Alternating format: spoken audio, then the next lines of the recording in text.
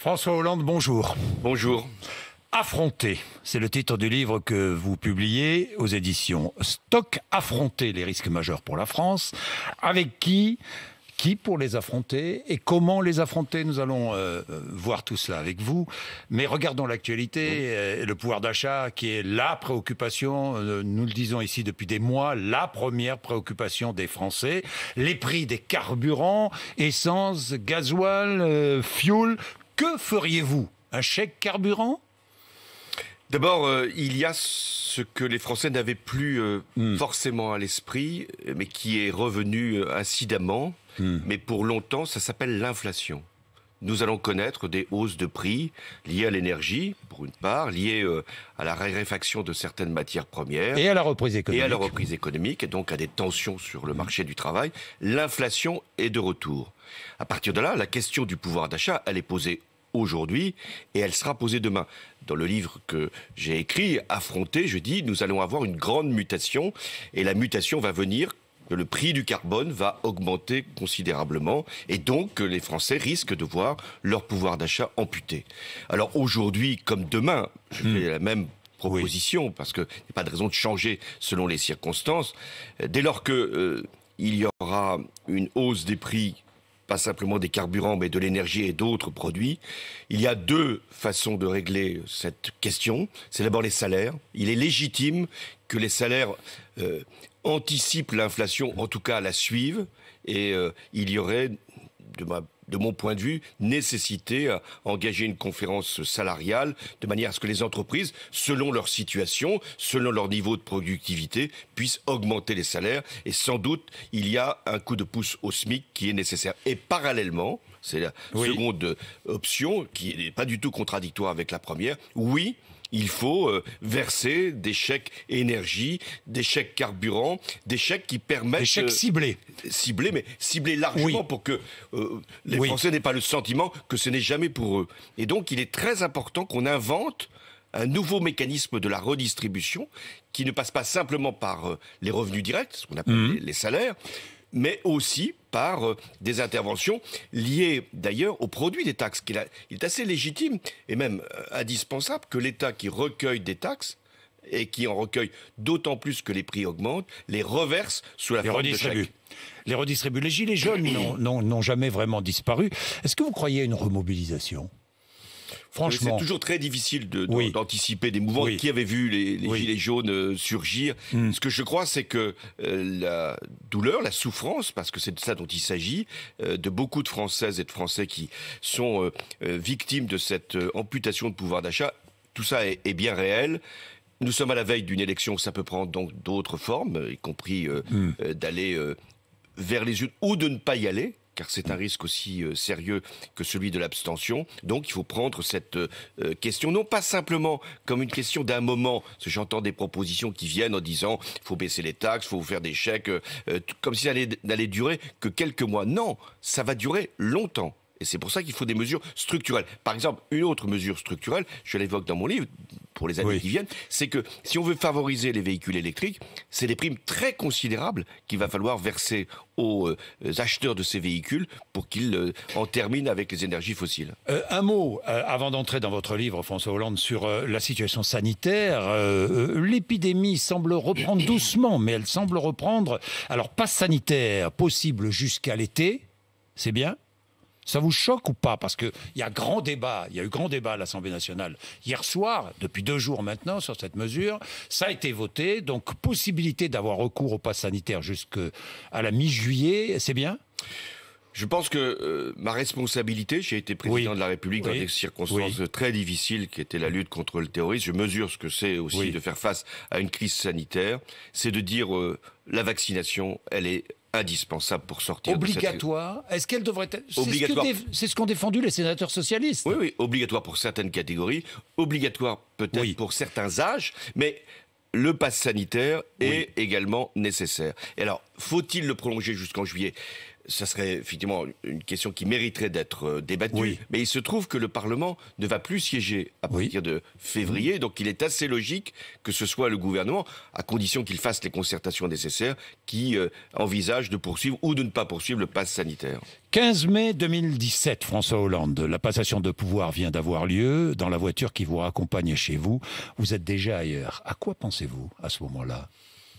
Je l'évoque dans le livre, c'est un instant extrêmement brutal, celui qui fait que vous êtes président et vous ne l'êtes déjà plus. Vous avez eu un agenda chargé, voire même surchargé, vous avez pris des décisions très lourdes pour le pays et vous vous retrouvez avec vous-même, ce qui n'est déjà pas mal, avec votre famille sûrement, avec vos amis, mais vous vous trouvez libre, ce qui peut être une vocation, mais aussi, d'une certaine façon, dans un vide. Et comment l'occuper ? Certains ont pensé qu'il fallait reprendre là où ils avaient laissé pour rentrer à l'Élysée, c'est-à-dire refaire une carrière politique et prendre les mandats qui étaient ceux détenus jusque-là. Je ne l'ai pas fait. D'autres ont envisagé de rentrer dans les affaires, ça se fait ici en France, mais aussi à l'étranger. Moi, j'ai voulu présider une fondation, aider les associations, écrire des livres pour les jeunes. Et donc observer la vie du pays, observer la vie politique. Tout en étant un observateur engagé, car je ne suis pas un donneur de leçons. J'essaye de donner mes convictions. Vous poser la question. Est-ce que vous êtes un observateur engagé, un commentateur politique ou un donneur de leçons ? Non, je suis un homme engagé, qu'il a été très tôt dans sa vie, dès 18 ans, et qui le demeurera jusqu'à, j'allais dire, l'extinction des feux. Quelques mots sur ce livre, Le traître et le néant. D'abord le titre. Ça, c'est pas le mien. Non, c'est pas le vôtre. Que les gens ne confondent pas. C'est le livre de deux auteurs que vous connaissez bien. Oui, qui avaient déjà trouvé un mauvais titre, donc je ne devrais pas commenter celui-là. Un président ne devrait pas dire ça, c'est un mauvais titre. Le livre était plutôt à la faveur de ce que j'avais fait. Le titre pouvait laisser penser que je n'aurais pas dû parler. Il s'était engagé à ne pas le publier avant la présidentielle de 2017, oui ou non ? Oui ou non ? Oui, au début c'était ce qu'ils m'avaient dit, et puis ensuite ils ont voulu... Donc ils vous ont trahi ? Je ne dirais pas ça, mais ils ont voulu faire un coup, me le présentant d'ailleurs plutôt pour m'aider. Je ne crois pas que ça a été l'objectif atteint. Oui, et ils vous ont trahi. Ils n'ont pas, en tout cas, respecté. Mais je ne crois pas qu'ils... Vous avez été souvent trahi, François Hollande. Mais parce que je fais confiance. Oui. Alors peut-être à Saint-Tort, mais je crois que c'est une qualité dans la vie. Si vous commencez à douter de tous les autres, si vous êtes dans la suspicion générale, si vous ne déléguez pas un certain nombre de responsabilités, alors vous n'êtes pas à la hauteur de ce que je crois être une fonction. La fonction présidentielle est une fonction éminente qui appelle à prendre des responsabilités très, très lourdes, mais elle suppose aussi du dialogue et ne pas rester dans la verticalité ou dans un magistère qui serait lointain par rapport aux Français. Emmanuel Macron vous a trahi ? Il a été candidat alors que je n'avais pas encore fait connaître ma décision. Est-ce qu'il vous a affirmé qu'il allait vous soutenir à la présidentielle de 2017 ? Longtemps, il l'a affirmé. À vous ? Il vous l'a dit, les yeux dans les yeux, si je puis dire. Étant membre d'un gouvernement, ayant été dans une équipe, lançant même un mouvement, il ne me l'a pas présenté comme... pouvant être une candidature. C'est au moment où j'en ai... Mais il vous a dit « je vous soutiendrai » ? Monsieur le Président, je vous soutiendrai ? Il me l'a dit jusqu'au moment où il ne m'a pas soutenu et qu'il a fait un autre choix. Mais je veux dire, c'est pas... Je l'évoque dans le livre. La trahison fait partie de la vie politique, d'une certaine façon. Je le regrette, mais c'est un fait. Je ne vais pas ici prendre l'histoire. Il y a toujours des successions de personnes qui sont quelquefois douloureuses. Moi, ce qui me paraît le plus important, c'est de savoir si l'on trahit la parole vis-à-vis des électeurs, vis-à-vis des Français. Et de ce point de vue, je pense qu'une partie des électeurs d'Emmanuel Macron en 2017 qui attendaient un président pas simplement virevoltant et ayant de la jeunesse pour faire bouger les choses, ils attendaient qu'un président qui réconcilie les Français après des périodes extrêmement douloureuses. Et de ce point de vue, il ne l'a pas fait. Il a trahi les Français ? Non, il n'a pas respecté, le pacte qu'il avait passé avec une partie de ses électeurs, je ne dis pas tous ses électeurs, qui était celui de la réconciliation. Vous allez loin, parce que vous dites il a été élu dans des circonstances exceptionnelles. Oui, c'est vrai. Mais pourquoi ? Je crois que chacun peut le... Pourquoi exceptionnel ? Exceptionnel quand vous avez... C'est vous qui les avez créées, les circonstances exceptionnelles. En ne vous représentant pas. Il y a une partie de ces circonstances, la division de la gauche, le fait que je ne suis pas représenté, mais le fait que la droite ait maintenu un candidat alors qu'il était poursuivi par les juges et entouré par les affaires, la droite était en situation de gagner l'élection présidentielle de 2017. Elle s'est organisée pour la perdre, cette élection. Mais normalement, c'était vers elle qu'une majorité de Français regardait. Je ne dis pas que ça se serait passé ainsi, mais les circonstances ont été celles-là en 2017. Mais ce n'est pas une raison, parce que les circonstances vous ont donné cette chance, que pour autant, il est responsable de la désorganisation et du désordre politique actuel. Car il y a un désordre politique. Et c'est ce que je veux essayer de démontrer auprès des Français. C'est que pour affronter des épreuves qui nous attendent, et par ailleurs la mutation industrielle, écologique, sociale et les événements internationaux, avec une dureté du monde, il faut quand même mettre de l'ordre dans notre vie politique. Et donc ce que je mets en cause, c'est que le président Macron n'a pas créé un véritable parti ni créé une coalition. La droite se désorganise au point vous aviez d'attendre... un parti, mais vous l'avez réduit à peau de chagrin. Non, en 5 ans, François Hollande, non? Non, c'est pas réduit en peau de chagrin. Vous avez perdu toutes les élections. On peut perdre des élections, mais on avait quand même des régions, des départements. Vous êtes retrouvé à 6%. Quoi. Non, c'est pas moi qui me suis retrouvé à 6%. Oui, pas vous, mais enfin... Non, mais c'est une différence éminente. Oui, c'est votre parti. C'est votre parti. Non, c'est pas mon parti. C'est un candidat de ce parti qui n'est d'ailleurs plus au Parti Socialiste, en l'occurrence Benoît Hamon. Donc si le parti avait gardé la ligne qui était la mienne, je pense qu'il n'aurait pas fait le score qu'il a fait. Oui, malgré les fondeurs, qui sont responsables en partie je ne vous le de fais pas votre... dire. Je ne vous le fais pas dire. C'est ce que vous écrivez. C'est ce que vous écrivez. Bien. Est-ce qu'il est un bon président? Est-ce qu'Emmanuel Macron est un bon président? C'est un jugement. Oui. C'est le jugement du président précédent. Oui, ça sera aux Français de l'établir. Mais moi, ce que je peux dire, c'est que, dans la crise que nous venons de traverser, il y a nécessité de donner au président une légitimité. Quel que soit le sentiment que l'on peut avoir, quelles que soient les critiques, c'est nécessaire. Elle a été bien conduite? Il y a eu des erreurs, sans doute, mais c'était une crise inédite, qui était une crise mondiale. Et moi, j'ai toujours appelé dans les crises, que ce soit une crise terroriste ou une crise liée au virus, ou demain une crise écologique, il y a toujours nécessité de l'unité nationale dans ces moments-là. En revanche, je pense qu'il y a eu des erreurs graves dans ce quinquennat. Dès le début, vous êtes dur. Parce que je rappelle que ça aurait pu être le deuxième quinquennat de Nicolas Sarkozy, suppression de l'ISF, baisse de la fiscalité sur les revenus du capital, ordonnance travail, remise en cause des droits des chômeurs. Il change au gré des événements, il n'a pas de doctrine, c'est l'air du temps en permanence, défaut de cohérence, il saute d'une conviction à l'autre, comme une grenouille sur des nénuphars. Vous écrivez tout cela dans votre livre. Vous êtes extrêmement sévère. Faites une bonne citation. Oui, je pense que l'inconstance est la marque de ce quinquennat. Et comment l'expliquer? Emmanuel Macron est un homme intelligent, cultivé, mais il a bien sûr des convictions, je l'imagine, mais il n'a pas de doctrine. Or, quand il s'agit de présider la France, que l'on soit de droite, de gauche, du centre, il est très important d'avoir des références, d'avoir une ligne de conduite. Et c'est ce qui a marqué ce quinquennat, c'est une forme, non pas de pragmatisme, le pragmatisme est nécessaire, mais d'opportunisme qui fait que on est passé du pognon de dingue au quoi qu'il en coûte. Mais vous, le commentateur politique, l'observateur, engagé... ne confondez pas. Non, mais les deux, parce que vous commentez aussi. La vie politique n'est pas faite que d'action. Quand on est à l'extérieur... À l'extérieur, on commente aussi. On analyse, on observe, on analyse et on commente. Ce que j'ai essayé de faire avec le livre, de proposer. Parce que et on propose. Oui, c'est vrai. Tout commentaire sans proposition n'a pas de sens. Ben, François Hollande, je regarde. La gauche, alors vous êtes terrible avec la gauche. Ce sont des Lilliputiens. Ben, toutes les candidatures sont lilliputiennes. Elles sont lilliputiennes. Quand vous êtes entre 2% et 8% dans les sondages, à 5 ou 6 candidatures, vous parlez de géants. Donc il n'y en a pas à gauche. Et il y en a. Ce que j'essaye de faire comprendre, c'est que si l'on veut sortir de ce marasme et de cette situation liée à la dispersion et à l'éclatement, il faut qu'il y ait une candidature qui se dégage, que veulent les Français. Cette candidature doit être celle de la... Il faut... Non, mais c'est les Français, les Français qui vont choisir. Qui choisiront. C'est pas une alliance, des discussions d'état-major. Ce sont les Français. Bien sûr. Et donc, la ligne que je propose, qui est une ligne socialiste, social-démocrate, c'est celle-là qui doit émerger de ce magma d'aujourd'hui, pour que les Français puissent, au deuxième tour... Porté par Anne Hidalgo. Aujourd'hui, c'est Anne Hidalgo qui représente cette ligne. Vous voterez pour elle?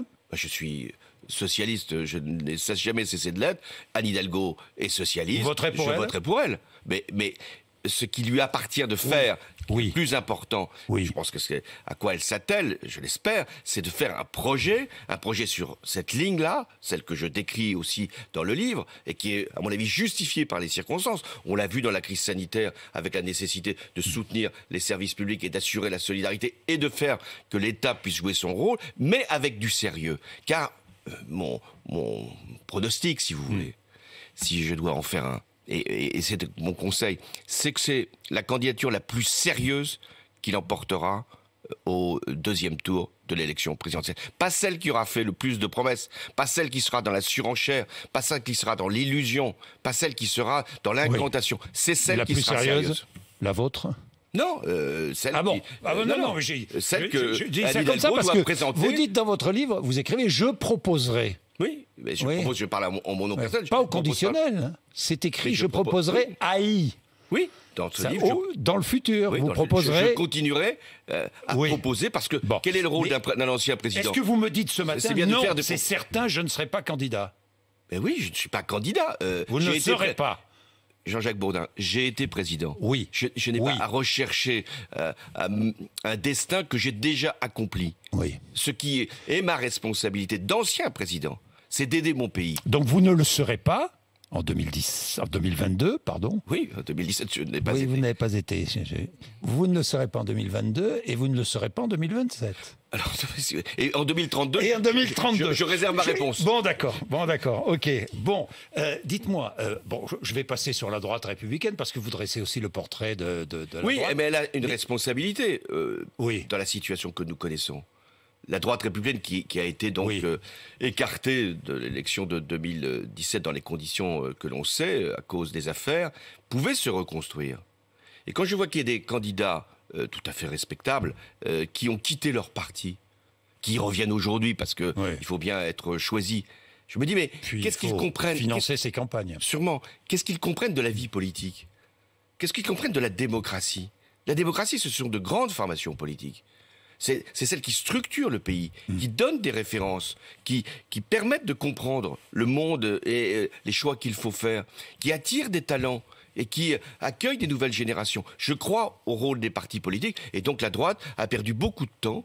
Et aujourd'hui, s'il y a des candidats extrémistes qui surgissent au gré des modes médiatiques, mais aussi des discours qu'ils peuvent tenir et qui sont des discours extrêmement dangereux, eh bien, la droite a une part de responsabilité. Vous pensez à Éric Zemmour ? Oui, et je pense que la droite devrait établir une étanchéité totale par rapport à... Ce qu'elle ne fait pas, il y a une ambiguïté. L'ambiguïté, elle est permanente. Regardez ce que disent tel ou tel de ces candidats. Mais Zemmour est dangereux, à vos yeux, ou pas ?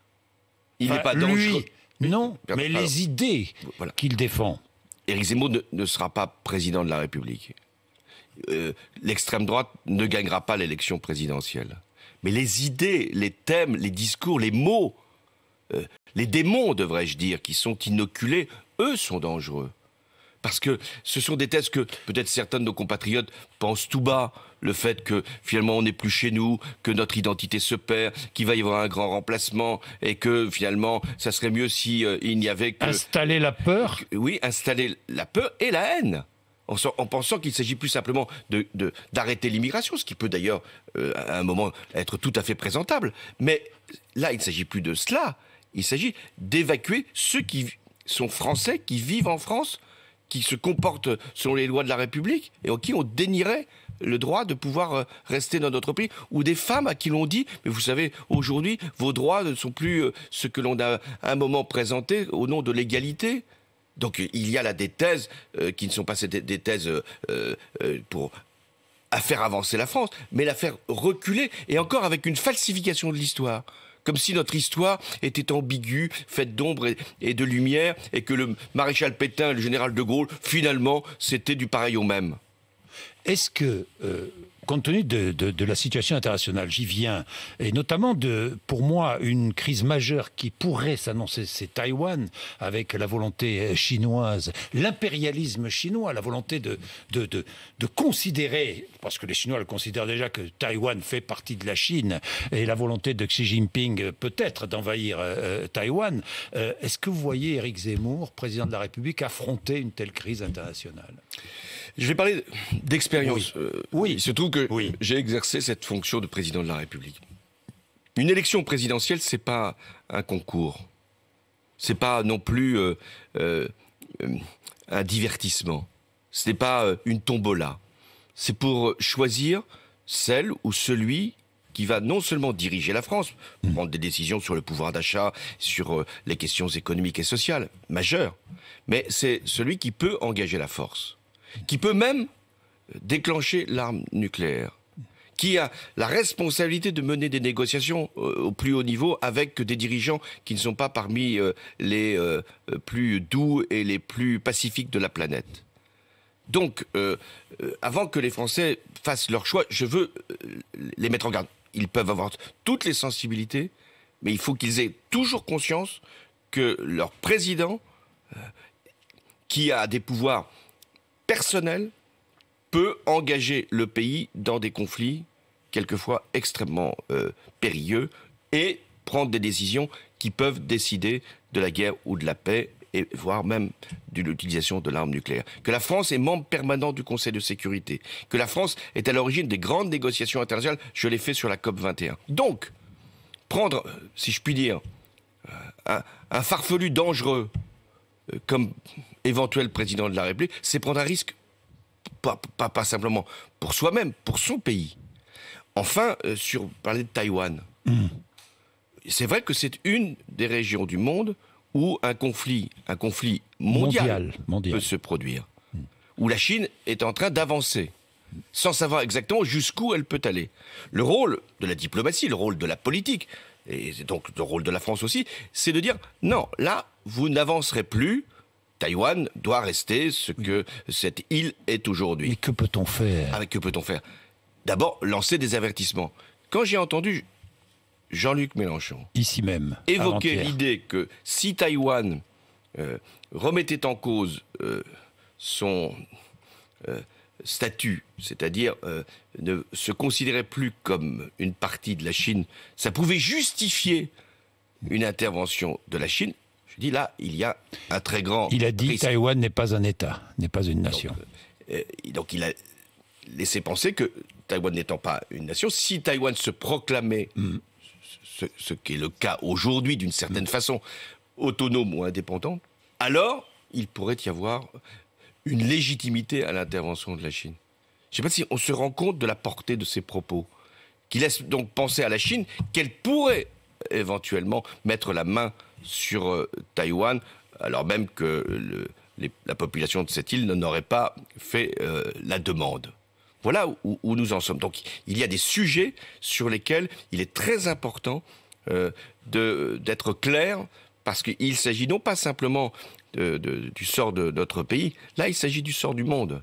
Vous savez, j'ai vécu un mandat où il y avait un monde qui était déjà dangereux. Il l'est encore davantage, avec une Chine qui est devenue plus agressive. On l'a vu pour Hong Kong, on le voit aussi à l'intérieur.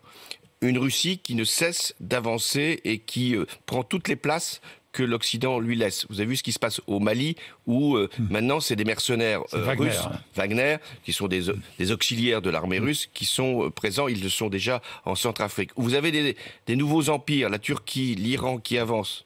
Voilà la situation internationale. Choisir un président de la République en France, c'est pas simplement choisir un président de la République pour la France, c'est choisir un président de la République pour le monde. Parce que c'est ça, notre statut de nation. Merci François Hollande. Affronter chez Stock, le dernier livre de François Hollande qui était chez nous ce matin sur RMC et BFM TV. Merci.